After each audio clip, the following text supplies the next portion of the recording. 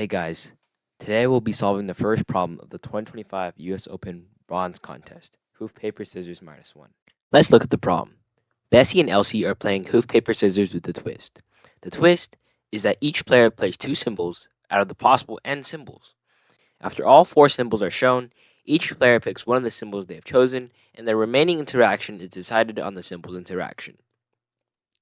Find how many possible symbol combinations are possible in guaranteeing a win for Bessie against Elsie's two symbols. To solve the mission that is given, we have to look at the sample input to find a formula or calculate to code for a solution.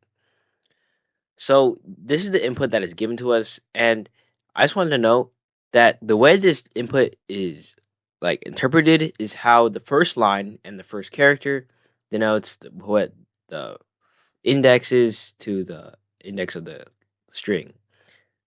And that might sound confusing, but let me explain. So since the first line, it means that the first symbol, draws against the first symbol, since it's also the first character of the line. But in the second line, the second symbol wins against the first symbol, as it's a W against the first symbol, which is the first character. Now that might sound confusing, but I just take some time to understand.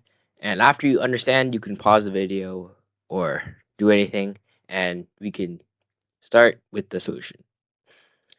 Okay, so basically, to guarantee a win, one of the symbols that are in Bessie's solution has to beat both of Elsie's symbols. So let's look at it. Let's take a look at the formula that we need to eventually code into our solution. So, as you can see from input, if Elsie plays 1 and 1, symbols that beat both of Elsie's symbols are just 2, since there's only one thing that beats both things, which are the same thing. And symbols that beat or draw or lose against both of their symbols is 3 and 1, which is there's 2 of them, right? So let's look at the total answer for this problem. If Elsie plays 1 and 1, we have 2, 2, 2, 1, 2, 3, 1, 2, 3, 2. So our total answer is 5.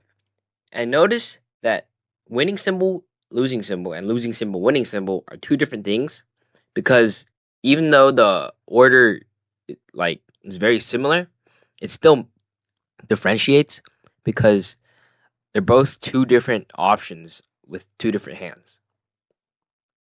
Okay, so now let's look at the formula. Notice how, because there's only one symbol that wins against both, there's only one symbol that has one combination that has both winning symbols. And notice how for each winning symbol and losing symbol, it has a losing symbol in it. So which means that it's just the amount of losing symbols multiplied by the amount of winning symbols. So since there's 2 of these, since there's order actually matters, it's 2 times win times lose, which is the count, and win times win, which is just win squared. So yeah, we can get to the code. Okay, let's look at the code. Okay, so we first draw in N and M, where N describes the amount of symbols there are, and M describes the amount of games that they will play and the amount of interactions that we will be given. Actually, no, the amount of combinations that SU will play. And so the second line that we do is interactions. It's just a list of all the interactions that are given to show what each symbol does to what the respective thing is. Okay, now we loop through all of the LC symbols, and we first denote the amount of good symbols, so we can use the formula to calculate it every time, since it's output m many times. Okay, so now that we draw in LC's 2 symbols, we can start the work. So first, we have to loop through all the symbols, and we can check if the symbol is greater than Elsie's symbol. That means that a win can be shown, since if it's less than, then you can only show a losing symbol, because it doesn't show a full square. It shows like a right triangle where it shows more if the symbols are greater. See how the first line only has one character? Okay. Now that we understand this, we can check. We first check if it's greater, and if it is, we can see if it's a win, which is interactions I S1 is equal to win, and if it's less, then we check if it's a loss, which is just S1 and I.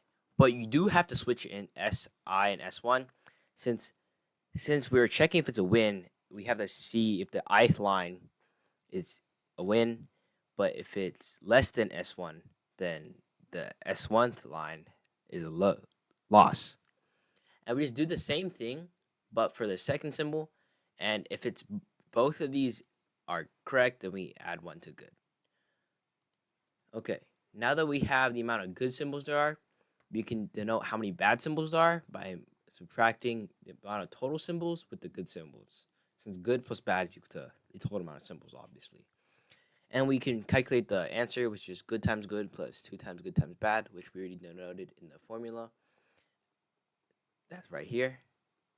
And yeah, let's print out the answer, and we should have a win.